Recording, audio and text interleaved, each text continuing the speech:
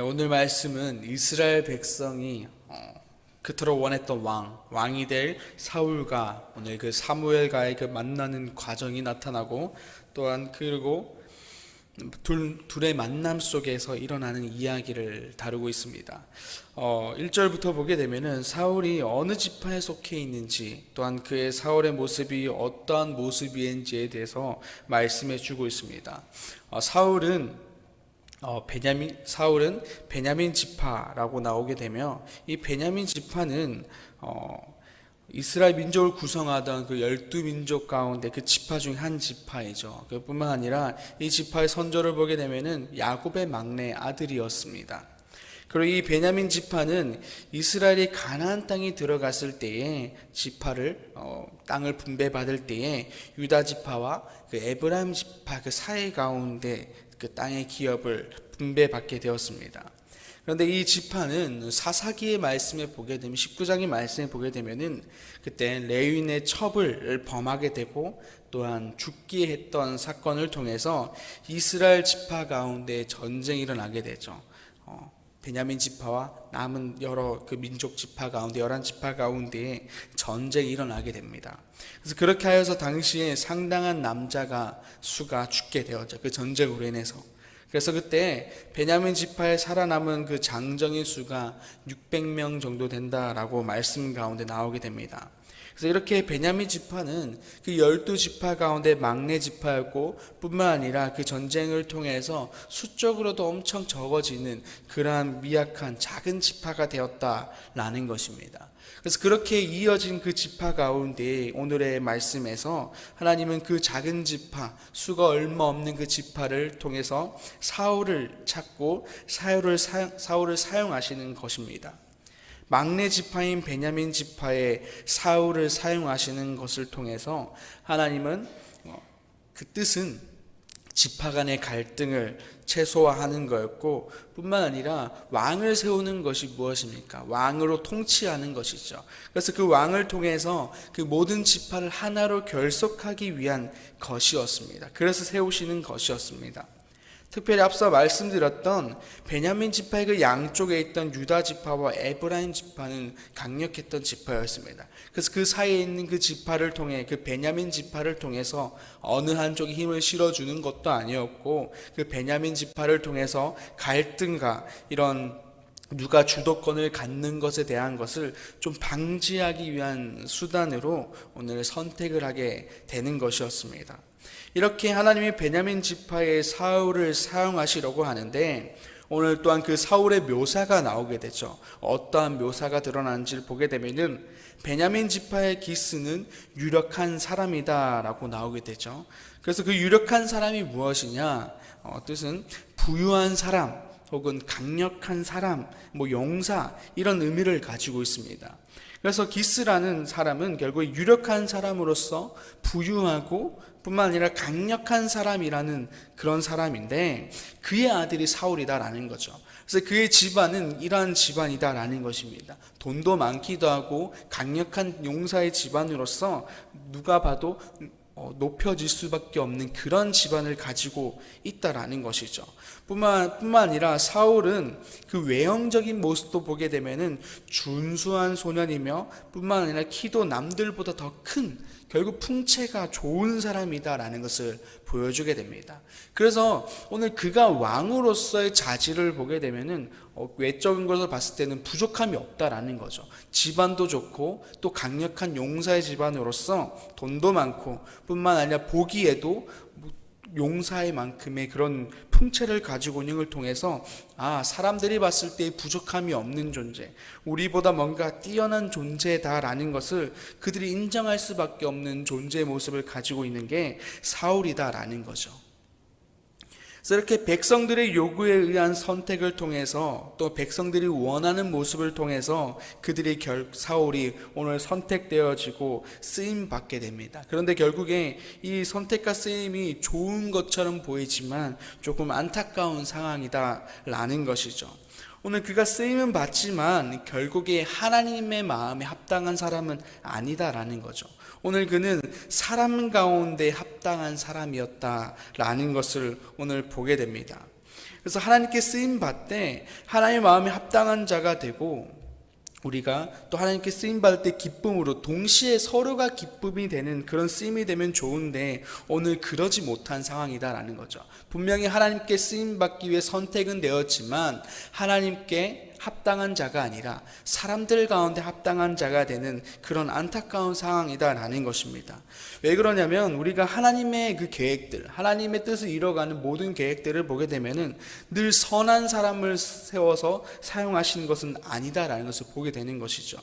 우리가 애굽을 사용하시는 하나님도 보게 되고, 뿐만 아니라 바벨론을 통해서 하나님 나라를 위해서 사용하시는 것도 보게 되고, 또한 아수르, 이런 나라들을 통해서도 보게 되면서 하나님 꼭 선한 것들만을 가지고 사용하시는 것이 아니다라는 것을 보게 됩니다. 근데 그러나 쓰임은 받지만 결국 하나님 뜻을 위해서는 사용되어지고 있다라는 거죠. 그게 오늘 사울의 모습이 그러한 모습이다라는 것을 보게 됩니다. 쓰임은 받고 있지만 하나님께 합당한 사람은 아닌 그의 모습을 통해서 하나님의 나라와 백성들을 위해서 사용되어지고 있었던 애굽과 같은, 바벨론과 같은 그러한 모습을 쓰임 받고 있다라는 거죠. 우리들도 하나님 앞에서 온전하게 서지 못하게 될 때, 또한 말씀 가운데 우리의 삶을 제대로 두지 않을 때에 이와 같은 쓰임으로 사용되어질 수 있다라는 거죠. 하나님이 합당한 자로서 서로가 기쁨이 되는 쓰임이 아니라 그저 필요에 의한 하나님의 나라와 뜻을 위한 그저 쓰임 가운데 쓰여지는 그러한 사람이 될 수 있다라는 것은 우리는 기억해야 할 것입니다. 그래서 이 시간 우리 모든 말씀을 삶의 중심에 두고 뿐만 아니라 하나님이 합당한 자가 되어서 하나님께 기쁨으로 쓰임받는 자가 되며, 우리 또한 그 쓰임에 기쁨으로 순종하며 나아가는 우리의 삶이 되기를 간절히 소망합니다. 말씀으로 돌아와서 하나님은 사울을 사용하시기로 하고 또한 사울의 삶을 조금씩 인도해 나갔습니다. 바로 사무엘을 만나기 위한 작업을 하신 것이죠. 3절에서 보게 되면 사울의 아버지가 암나기들을 잃어버리는 사건이 일어나게 됩니다. 앞서 말했지만 사울의 집은 부유한 집안이었어요. 그래서 암나기들이 많겠죠. 근데 암나기들이 많다라는 것은, 당시 암나기들이나 이런 것들은 집안의 부를 상징하는 것이었습니다. 부가 많은 집, 또한 부유한 집, 유력한 집으로서 오늘 잃어버린 사건들은 쉽게 일어날 일이 아니다라는 거죠. 우리가 상상을 했을 때 그 집안이 유력하고 돈도 많고 강력한 용사의 집안으로서 신하가 있는 것은 당연할 것입니다. 당시의 상황을 보게 되면은. 그래서 사울의 집 가운데 그 암나기들을 지켜줄 하인들, 재산을 지켜줄 하인들이 있었음에도 불구하고 한 마리가 아니라 여러 마리였다라는 거죠. 뿐만 아니라 그 부를 상징하는 그 여러 마리들을 잃어버렸을 때 찾으러 갈 만큼, 자신의 아들을 찾으러 보낼 만큼 많은 여러 마리를 잃어버리는 어처구니 없는 상황이 이루어졌다라는 거죠. 그래서 이 암나기들 잃어버리고 찾는 것으로 시작하여서 그 길은, 그는 몰랐지만, 사울은 몰랐지만 사무엘을 만나는 길을 떠나게 되는 것이었습니다. 즉, 이 집안의 암나기들을 잃어버리고 결국 사무엘을 만나는 그 모든 과정들을 보게 되면은 하나님께서 일하셨다라는 거죠. 이들 가운데 어처구니 없는 그 집안의 사건은 그냥 단순히 누군가의 실수가 아니라 하나님의 인도 안에서 이루어졌다라는 것이었습니다. 오늘 15절에서 16절 말씀 우리 한번 같이 읽어볼까요? 15절과 16절 말씀입니다. 사울이 오기 전날에 여호와께서 사무엘에게 알게 하여 이르시되, 내일 이맘때에 내가 베냐민 땅에서 한 사람을 내게로 보내리니 너는 그에게 기름을 부어 내 백성 이스라엘의 지도자로 삼으라. 그가 내 백성을 블레셋 사람들의 손에서 구원하리라. 되었으므로 내가 그들을 돌보았노라 하셨더니, 아멘. 오늘 하나님이 그 증거, 하나님이 내가 보냈다라는 것을 증거를 보여주는 말씀입니다. 하나님이 사울을 보냈다라는 것이죠. 암나기를 잃어버리고 찾는 것부터 시작하여서 그의 길은 결국 하나님의 그 섬세한 작업 가운데서 이루어졌다라는 것입니다. 그의 만남은 단순한 우연이 아니라 하나님의 인도 안에서 이루어진 만남이다라는 것이죠. 우리 오늘 말씀을 보게 되면은 그 만남의 길 가운데서 물길로 나왔던 그 소녀들을 만남을 통해서 사무엘까지 가는 것 또한 하나님의 예비하신 만남이다라는 것이죠. 이렇게 하나님은 사울을 선택하시고 사용하시기 위해 백성들의 부르짖음에 대해서도 구원하기 위해서 사울의 삶을 인도하셨다라는 것을 보게 됩니다. 하나님은 이렇게 하나님의 백성을 위해서 일하시고 움직이시는 분이다라는 것을 말씀을 통해서 보여주고 있는 것이죠. 뿐만 아니라 우리가 어제의 말씀 8장의 말씀을 보게 되면은 그들이 왕을 구했습니다. 하나님이 아닌 다른 왕을 구하면서 하나님이 너네들 가운데 다른 왕의 제도 가운데 있을 때에 너네들 가운데 있을 책임을 따를 것이다 라고 말하면서 했던 말이 너네가 부르짖을 때에서 내가 응답하지 않겠다라는 것이었습니다. 그렇게 하나님이 너네가 나를 버리고 다른 왕을 선택했을 때 나는 너희의 부르짖음에 응답하지 않겠다라고 말했지만 결국 오늘 말씀에서도 보게 되면은 그들의 부르짖음이 내게 상달되었고 내가 그들을 돌볼 것이다. 블레셋 사람들의 손에서 내가 구원하기 위해서 이 자를 세웠다라고 말씀하고 있습니다. 오늘 그들 가운데 여전히 죄악 가운데 있는 그들의 모습이었고 늘 하나님을 배반하는 그런 그들의 모습이었지만 여전히 그들의 부르짖음을 들으시고 그들 가운데 자비와 은혜를 통해서 그들을 돌보시는 하나님이 나타나게 됩니다. 하지만 이런 자비의 하나님, 백성을 위해서 계속해서 일하시고 움직이신 하나님이 나타나고 있는데 이러한 하나님을 발견하고 이러한 하나님을 아는 자는 오늘 말씀 가운데 사무엘 혼자였다라는 것입니다. 오늘 그 가운데 알려준 자는 하나님이 사무엘밖에 없다라는 것이죠. 사울은 그의 걸음이 사무엘을 만나기 위한 걸음이라는 것을 알지 못했습니다. 그냥 단순히 집에 일어났던 그 암나기들 찾음을 통해서 찾기 위해서 아버지가 걱정할까봐 그 재산을 위해서 집안을 위해서 떠났던 길이었습니다. 그런 길 가운데 흘러가다 보니까 그의 걸음은 사무엘 가운데 있었다라는 거죠. 그런데 오늘 말씀을 통해서 사무엘에게 말씀하시는 하나님을 보게 되면은 그의 모든 걸음을 내가 인도했다라는 것을 보여주고 있습니다. 결국에 그 하나님의 그 걸음을 인도하시는 하나님의 그 작업들은 오늘 사무엘 혼자만 알았다라는 거죠. 분명히 사울을 선택하기 위해서 사울을 불렀음에도 불구하고 하나님은 알려준 자는 사무엘밖에 없었고 또한 그것을 아는 자는 사무엘밖에 없었다라는 것입니다. 이 둘에는 어떠한 차이가 있습니까? 앞서 말했던 것처럼 하나님 앞에서 합당한 자이냐 합당하지 않는 자이냐 라는 것을 말씀해 주고 있습니다. 하나님께 합당한 자라는 것은 결국에 하나님을 향해 마음을 쏟고 하나님의 뜻을 바라보는 자, 하나님의 자녀다운 삶을 살아가는 자를 우리는 말하는 것을 알 수 있습니다. 그래서 하나님께 합당한 자는 하나님 안에서 살아가게 되고 뿐만 아니라 하나님의 계획하심을 듣게 되고 또한 알게 되고 보게 된다라는 것이죠. 더 나아가서 합당한 자는 하나님께 기쁨으로 쓰임받는 자가 된다라는 것입니다. 그냥 필요해서 쓰임받는 것이 아니라 하나님께 부름을 통해서 또 부름에 대한 응답에 대한 기쁨으로 함께 나아가는 함께 쓰임받는 자가 된다라는 것이죠. 그러나 오늘 사울은 그렇지 못했다라는 것입니다. 똑같이 불렀지만 하나님에 대한 그 진정한 뜻은 바라보지 못하고 그냥 쓰임만 받는 자가 되었다라는 것입니다. 뿐만 아니라 그 하나님이 자신의 삶 가운데 어떻게 일하고 있는지를 알지 못하는 자였다라는 것이죠. 하나님은 지금도 우리의 삶뿐만 아니라 모든 세상의 역사 가운데서 일하시고 또 하나님의 계획을 위해서 움직이시는 분입니다. 나의 주변의 상황을 움직이시고 또한 나의 걸음 또한 인도하시고 계신다라는 거죠. 그러나 그 가운데 하나님의 뜻을 보고 일하심을 보는 자는 단순히 교회를 다니는 자가 아니라 예수님을 믿고 하나님 마음에 합당한 자가 그 모든 것을 본다라는 것이죠. 하나님께 합당한 자가 하나님의 것을 봄으로 동시에 하나님께 기쁨으로 쓰임받는 자가 된다라는 것을 우리는 기억해야 할 것입니다.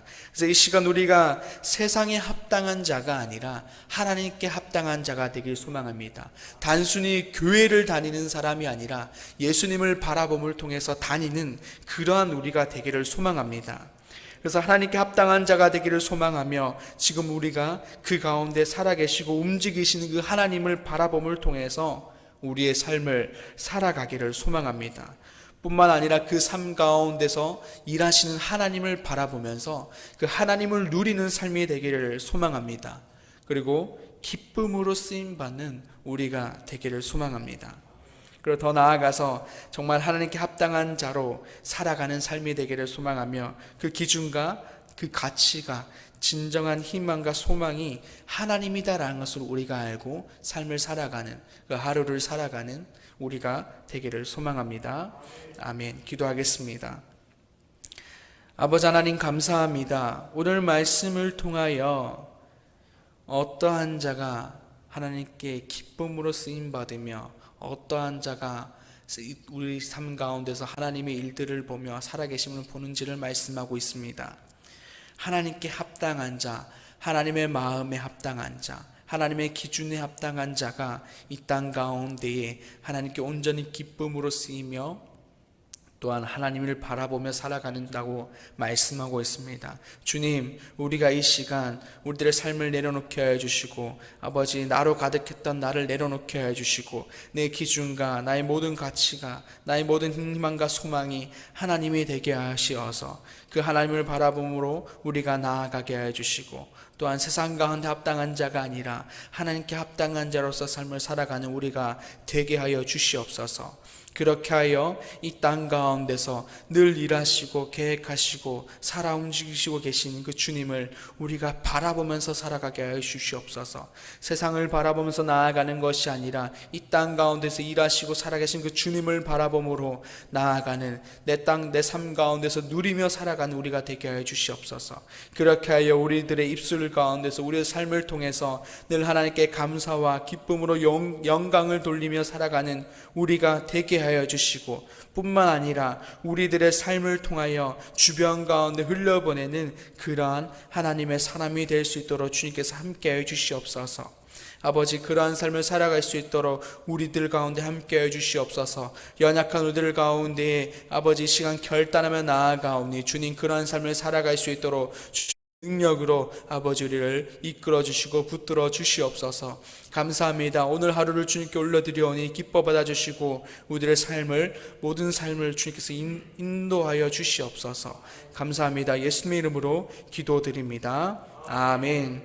하늘에 계신 우리 아버지 이름을 거룩하게 하시며 아버지의 나라가 오게 하시며 아버지의 뜻이 하늘에서와 같이 땅에서도 이루어지게 하소서.